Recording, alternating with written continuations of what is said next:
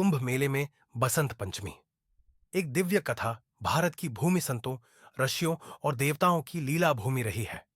यहाँ हर पर्व के पीछे कोई गूढ़ रहस्य छिपा होता है। कुंभ मेला, जो विश्व का सबसे बड़ा आध्यात्मिक समागम माना जाता है, विभिन्न नगरों में आयोजित होता है। प्रयागराज, हरिद्वार, उज्जैन और नासिक, ये चार तीर्थ स्थान कुंभ मेले के लिए प्रसिद्ध हैं। बसंत पंचमी, जो विद्या, ज्ञान और मां सरस्वती की आराधना का पर्व है, कुंभ मेले के दौरान विशेष महत्व रखती है। इस दिन साधु संतों, सन्यासियों और श्रद्धालुओं का संगम गंगा, यमुना और सरस्वती के पावन तट पर देखने को मिलता है। किंतु क्या आप जानते हैं कि कुंभ और बसंत पंचमी से जुड़ी एक अद्भुत पौराणिक कथा भी है? सृष्टि का आरंभ और अमृत की खोज, ये कथा त्रेता युग के आरंभिक समय की है, जब देवताओं और असुरों के बीच निरंतर संघर्ष चल रहा था। असुरों की शक्ति बढ़ती जा रही थी और देवगण स्वयं को असहाय महसूस करने लगे। तब भगवान विष्णु ने सभी देवताओं को समुद्र मंथन का सुझाव दिया, जिससे अमृत की प्राप्ति हो सकती थी। समुद्र मंथन के लिए मंदराचल पर्वत को मथनी और वासुकी नाग को रस्सी बनाया गया। देवता और असुर मिलकर इसे मथने लगे। इस मंथन से कई रत्न, धन, औषधियां और अंततः अमृत कलश निकला। जैसे ही अमृत कलश निकला, असुरों ने उस पर अपना अधिकार जमाने का प्रयास किया। इस अमृत को लेकर देवताओं और असुरों के बीच 12 दिनों तक संघर्ष चला, जिसे पृथ्वी के अनुसार 12 वर्षों के रूप में जाना जाता है। जब अमृत कलश निकला, तब इसे दैत्यराज बलि के सेनापति शुक्राचार्य ने अपने अधिकार में लेने का प्रयास किया। यह देखकर इंद्रदेव ने अपने पुत्र जयंत को अमृत कलश लेकर भागने का आदेश दिया। जयंत ने कलश को उठाया और आकाश में उड़ चले। असुरों ने उनका पीछा किया और 12 दिनों तक यह युद्ध चलता रहा।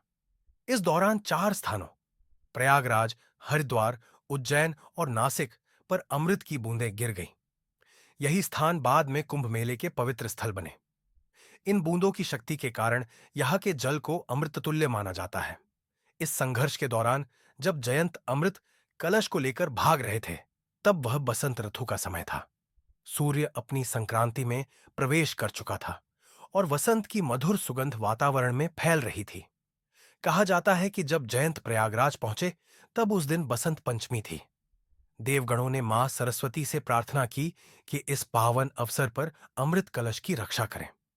मां सरस्वती ने अपनी दिव्य शक्ति से एक दिव्य आभा मंडल उत्पन्न किया, जिससे असुर भ्रमित हो गए और जयंत सुरक्षित रूप से अमृत कलश को लेकर आगे बढ़ सके।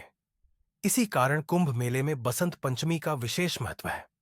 यह दिन अमृत रक्षा के लिए देवी सरस्वती की कृपा से जुड़ा हुआ माना जाता है।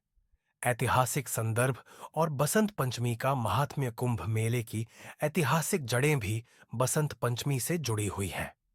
प्राचीन काल में जब आदि शंकराचार्य ने भारत में सनातन धर्म को पुनर्जीवित करने का संकल्प लिया, तब उन्होंने कुंभ मेले की परंपरा को पुनर्स्थापित किया। बसंत पंचमी को विद्या और ज्ञान की देवी सरस्वती का दिन माना जाता है, इसलिए इस दिन संतों और विद्वानों का विशेष समागम कुंभ में होता है। राजा हर्षवर्धन के समय 7वीं शताब्दी में प्रयागराज के कुंभ मेले में बसंत पंचमी पर विशेष स्नान और दान पुण्य की परंपरा शुरू हुई। उन्होंने इस अवसर पर अपनी संपत्ति दान कर दी थी, जिससे इस दिन का महत्व और भी बढ़ गया।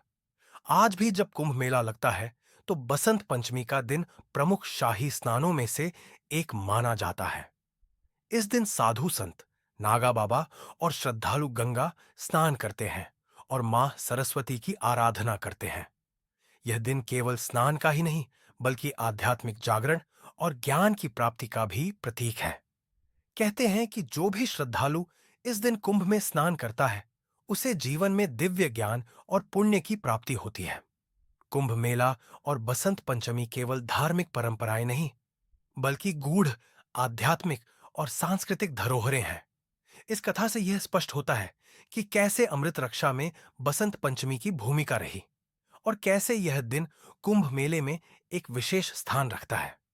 आज भी जब बसंत पंचमी पर कुंभ के पवित्र तटों पर लाखों श्रद्धालु एकत्र होते हैं, तो यह केवल एक पर्व नहीं, बल्कि सृष्टि के उस दिव्य क्षण की पुनरावृत्ति होती है जब मां सरस्वती ने स्वयं अमृत की रक्षा के लिए अपनी शक्ति का उपयोग किया था।